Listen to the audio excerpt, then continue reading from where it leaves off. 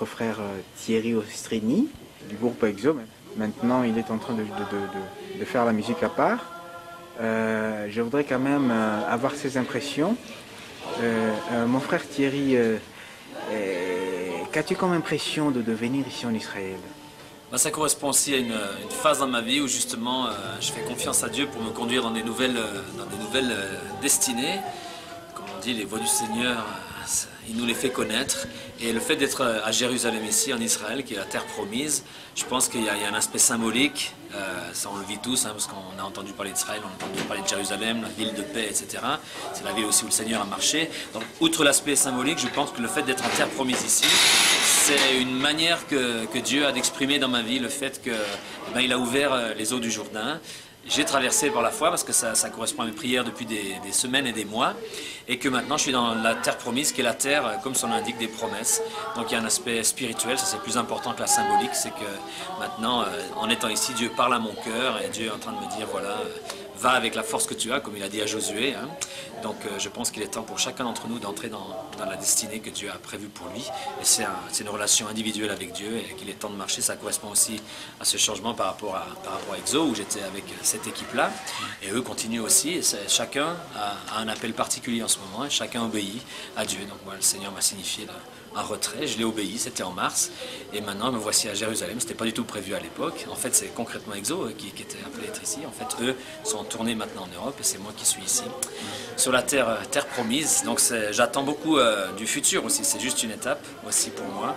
Et que maintenant, j'ai l'impression d'avoir mis les pieds sur la terre promise et que maintenant, les promesses, je vais m'en saisir et avancer avec la force que j'ai. Je me suis ceint de force ici et c'est un séminaire intéressant et enrichissant. Merci d'avoir répondu à cette question. La deuxième question est de savoir, est-ce que vous avez un fardeau pour ce peuple, le peuple juif? Parce que nous avons été greffés, parce que Dieu les a aveuglés, afin que nous puissions être greffés et que l'évangile nous parvienne. Est-ce que vraiment vous avez un fardeau pour le peuple juif? J'ai en tout cas un amour pour le peuple juif qui date de ma conversion. Je me rappelle quelques jours après ma conversion, quand j'ai donné ma vie à Christ, j'ai eu un amour immédiat pour cette nation que je ne connaissais pas. Je ne savais même pas où c'était sur la carte. Enfin, vaguement, j'entendais parler par rapport aux informations.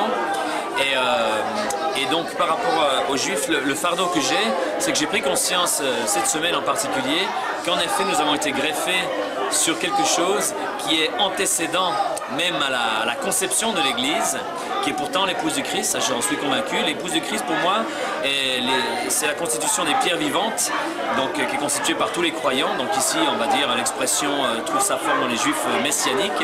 Et par rapport au peuple d'Israël, au peuple juif, j'ai un amour pour ce peuple.